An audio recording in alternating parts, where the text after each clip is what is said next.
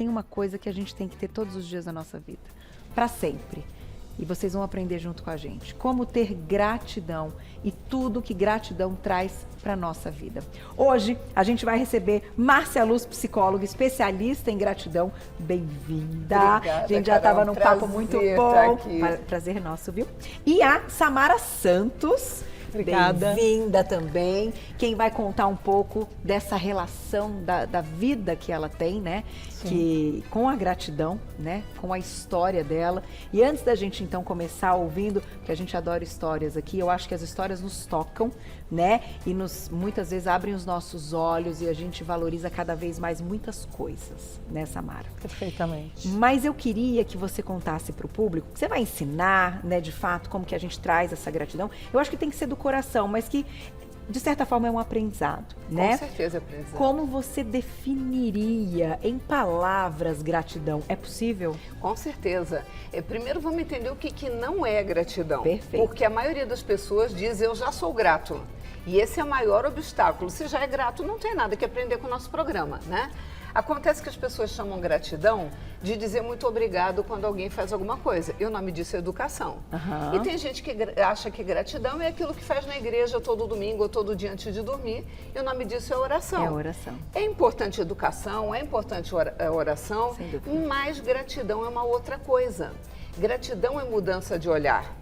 É parar de olhar para os obstáculos e olhar para as oportunidades. Parar de olhar para o que está dando errado e olhar para o que está dando certo. Perfeito. Porque na nossa vida, Carol, não tem como escapar. Todo mundo vai ter problema. Sim. Se alguém acha que veio ao mundo protegido numa redoma e não vai ter dificuldade, está enganado. Só que a gratidão ajuda a fazer do limão uma limonada, a transformar o problema em bênção.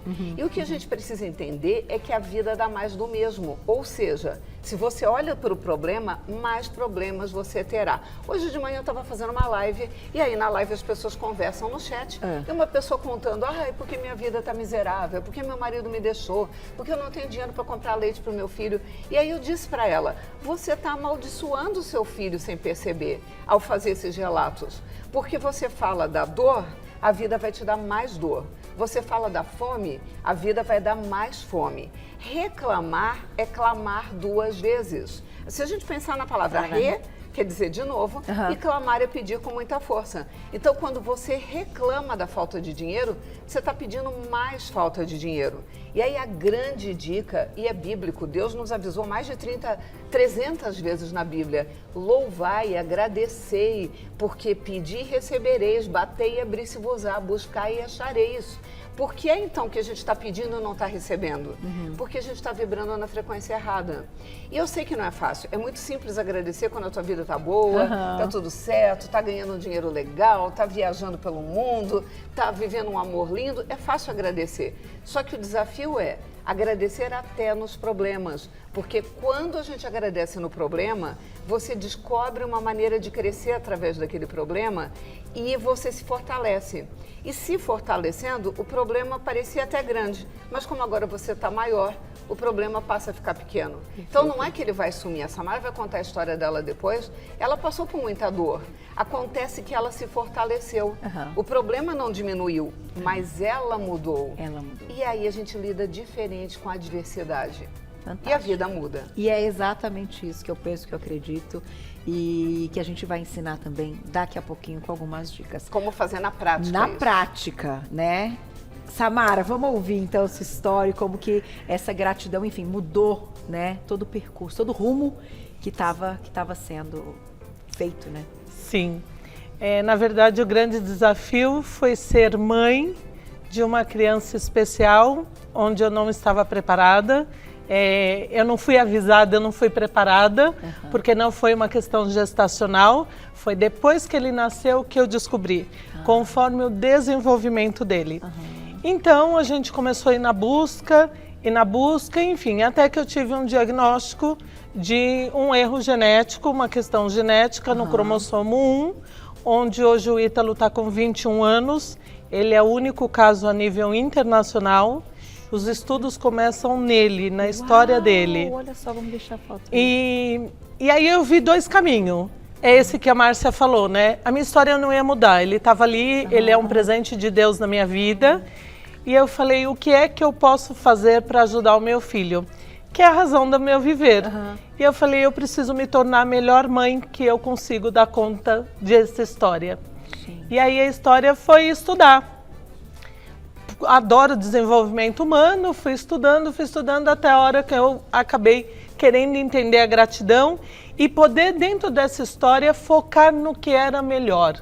E o melhor era poder gerar uma vida, o melhor era poder trazer uma vida ao mundo, eu poder curtir todas as fases, apesar de toda a dificuldade. Mãe, né? Ser mãe. E assim, como a Márcia diz, Deus me deu ele exatamente com essa questão genética e eu falei, para mim, eu vou ser boa aluna, eu vou dar o meu melhor. E aí começou o desafio. E a gratidão, ela veio porque ela me abraçou, porque ela fez exatamente a minha mudança de olhar. Eu parei de olhar as limitações do meu filho, diagnóstico, alteração genética, e eu olhei assim, qual o potencial que eu preciso desenvolvê-lo? O que eu posso ajudar? E não o que ele não fazia, e não o que ele não conseguia. Tanto é que eu comecei um atendimento para o desenvolvimento neuropsicomotor, fisioterapia, fono, com 11 dias de vida. E eu entrei nessa luta mesmo. E aí, quando você tem esse olhar que a Márcia ensina da gratidão, você começa a falar assim, ele não faz isso, mas ele faz isso. Exatamente. Gente, ele acorda e ele sorri para a vida. Com toda a limitação dele, ele acorda dando bom dia para o universo, enquanto eu reclamo se está chovendo ou se está frio. E aí, você vai entrando em outra conexão com o universo, no sentido de dizer assim, não é que é fácil, mas é exatamente olhar minha energia e falar, eu vou dar o meu melhor e eu vou conseguir superar isso. E aí eu troquei uma vida de dor, que a história trazia naturalmente, não tinha o sofrimento, a lamúria, nunca teve, porque tem a ver com o meu perfil, mas tinha que vir algo mais. Eu falei, essa busca veio na gratidão. De eu poder olhar para isso e me fortalecer todo dia de dizer, eu vou conseguir, eu vou para o próximo passo. E hoje está aí com 21 anos. Que bacana. Gente, estou emocionada. Desculpa, que não aguento não. E aí depois veio o segundo presente. Sim. E aí, assim, eu fiz todo um estudo genético, né? E porque eu falei, deixa eu ver se eu vou estar preparada para um segundo caso, se vier. Eu fiz todo esse estudo para ter uma segurança, porque o Ítalo demandava de muito tratamento e a gente tem várias situações. É uma questão de doação, por muitas terapias, escola especializada, então tudo dele é muito especializado. E aí a gente tem várias vertentes, a dedicação, o financeiro, o tempo, mudar a vida, né, profissional da gente, que a gente não parou, não parei de trabalhar, eu não parei de estudar, eu não parei de ser esposa, eu não parei de ser filha, a gente acumula papéis. E aí eu falei, eu tenho que dar conta disso da forma que eu consigo. E aí a gente fez esse estudo genético e a resposta era que era um caso raro. E que eu tinha sido escolhida, que a medicina não tinha uma resposta. E que nos exames que você fez durante a gestação, ele não apareceu também, né? Nada, porque foi um erro na formação dele de cromossomo. Então aconteceu com ele, foi pontual nele. E aí a medicina me disse que eu passava a ter 1% a mais de chance de um outro filho especial. Aí a matemática clara, eu fiz, não, 1% a mais não vai me segurar. Vamos seguir a vida e vou ter outro filho. Eu dei uma diferença grande para me organizar em todas as fases da vida. E aí, depois de 12 anos, eu resolvi engravidar. Engravidei do Enzo, uma gestação também, tudo ok. E depois do desenvolvimento do Enzo, por ser psicóloga, eu acabei percebendo um atraso de desenvolvimento. Então, uma fala mais tardia, alguns movimentos repetitivos, isso me chamou a atenção. E aí eu busquei, literalmente, a opinião, né, de profissionais especializados, porque eu já suspeitava do transtorno do espectro autista. Porque como você já tinha muitas informações até do seu trabalho, e aí você levou, né, para ter um diagnóstico. Quando a gente fala até da questão do autismo, a gente já falou várias vezes, a gente sabe que é uma condição, né? E difícil usar o termo até diagnóstico, né? Mas é uma resposta, enfim, que você tem a ideia do quadro que deve ser feito também para oferecer para essa criança estímulos. Exatamente. E foi o que você fez. Exatamente. E aí eu comecei também a fazer o tratamento do Enzo para o autismo com diversas terapias. E aí quem já lutava para um, já sabia o caminho, acabou indo lutando para os dois. E aí, com muito mais maturidade, com o exercício da gratidão, só foi me fortalecendo. Olha só. E hoje eu consigo lidar com isso, com todos esses ensinamentos, com muito mais leveza. Olha que bacana. E eu vou dizer uma coisa. Glaucio, depois você fala comigo para testar meu ponto, por favor, que ele tá desligando aqui. Ah, agora sim. Gente, assim, não tem como não se emocionar, né? E o jeito que você fala é que eu acho que é o mais impressionante, que a gente tem certeza da sua segurança, da sua gratidão, do amor, né? Fala alguma coisa, Márcia, que eu tô Quando eu emocionada. conheci a Samara, ela estava numa fase muito pesada ainda, porque não é fácil. Não é qualquer mãe que segura a barra de ter 2 filhos especiais que exigem todo um tratamento especial. E ela sendo psicóloga, ela tendo que estar inteira para ajudar as outras pessoas, como é que faz isso? E ela estava numa fase de muito focada nos filhos, nos clientes, e ela meio que esquecida, porque não sobra tempo, né? Como é que sobra tempo para dedicar a si quando o mundo está pedindo?